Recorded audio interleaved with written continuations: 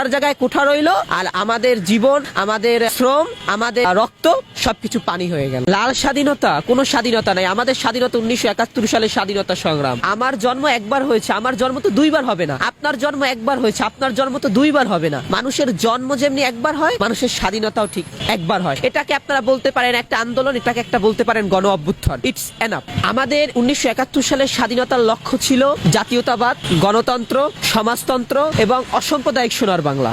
একটা মিছিল বের হয় মসজিদ থেকে, আর একটা মিছিল বের হয় মন্দির থেকে, মানে ধর্মীয় সংঘাতের পথে বাংলাদেশ। তাহলে আমরা কেমন বাংলাদেশ দেখতে চাচ্ছি, আর কেমন বাংলাদেশ আমরা অদূরে পাবো, সেটা এখান থেকেই বোঝা যায়। অতএব আমাদের উচিত 71-এর স্বাধীনতা, সার্বভৌমত্ব, 71-এর শহীদদের যে একটি আশা ছিল, সেই কাঙ্ক্ষিত আশাকে পূরণ করাই হচ্ছে আমাদের সকলের একান্ত দায়িত্ব এবং কর্তব্য। 1952 সালে ভাষা আন্দোলন হয়েছে, 1969 সালে গণ অভ্যুত্থান হয়েছে। তাহলে আমরা 1969-এর গণ অভ্যুত্থানকে কেন স্বাধীনতা বলছি না, 71-কে কেন স্বাধীনতা বলছি? আমার কথা হচ্ছে 1969 সালে তো একটা গণ অভ্যুত্থান হয়েছিল, এরপর এরশাদ বিরোধী আন্দোলন হয়েছিল। সে হচ্ছে গণতন্ত্রের বিরুদ্ধে।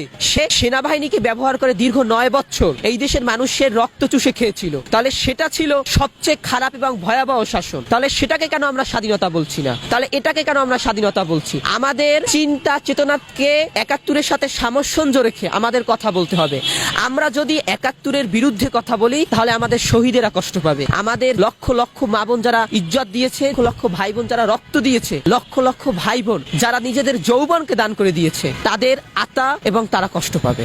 আমি কোঠা সংস্কার আন্দোলনে আমি সম্মুখ সারির আমি একজন যোদ্ধা ছিলাম, এটা চিরন্তন সত্য, ইউনিভার্সাল ট্রুথ। কিন্তু আমার ঘটনা হচ্ছে কি, আমি হচ্ছে সবসময় বর্তমান প্রেক্ষাপট নিয়ে ভাবি। আমি হচ্ছে যেটা সত্য সেটাকে বলতে হবে, আর যেটা মিথ্যা সেটাকেও বলতে হবে। কারণ আমি আদর্শ মানুষ হতে চাই। আমি সত্যকে সত্য বলবো, মিথ্যাকে মিথ্যা বলবো। কোঠা এই দেশে আমাদের পিছিয়ে রাখতো, এজন্য তার বিরুদ্ধে আন্দোলন করছি। It's enough. ওই কোঠা তো এখন আস্তে আস্তে আরো বাড়ছে। শেখ হাসিনা তো 60% দিয়ে গেছিল, এরপর তো এখন তো দেখছি আরো বাড়ছে। এখন কোঠা ছাড়াই তো চাকরি হয়ে যাচ্ছে। আমি তো ভাবছি যে আদর্শ মানুষ হয়েই ফুল স্টপ করবো, চাকরির দিকে আর ভাববো না। কারণ আমার তো আর ওই সেই ব্যাকগ্রাউন্ড নাই। যে সমন্বয়করা তারা বিভিন্ন জায়গায় আসামিকে ছাড়িয়েও আনছে, হাতিয়ায় আসামিকে ছাড়িয়ে আনছে, এমনও দৃষ্টান্ত দেখা গেছে। হয়তো টাকার বিনিময়ে, এটা তাদের ব্যক্তিগত ব্যাপার। তা না হলে তারা এতগুলো গাড়ি পেলো কোথায়, বাড়ি পেলো কোথায়, আমি এগুলো কিছু ভেবে পাচ্ছি না। আমি ভাবছিলাম কি জানেন, যে এই দেশে প্রত্যেকটা যোদ্ধাই হচ্ছে মাওলানা ভাসানী হবে। যে মাওলানা ভাসানী তালের টুপি নিয়ে নিজে রান্না করে সেই খড়কুটার ঘরে বসে তিনি বসবাস করেছে। তিনি কখনো ক্ষমতাকে তিনি কখনো ব্যবহার করে নাই। মাওলানা ভাসানী এরা হচ্ছে এখন রক্ষক হয়ে ভক্ষক হয়ে গেছে।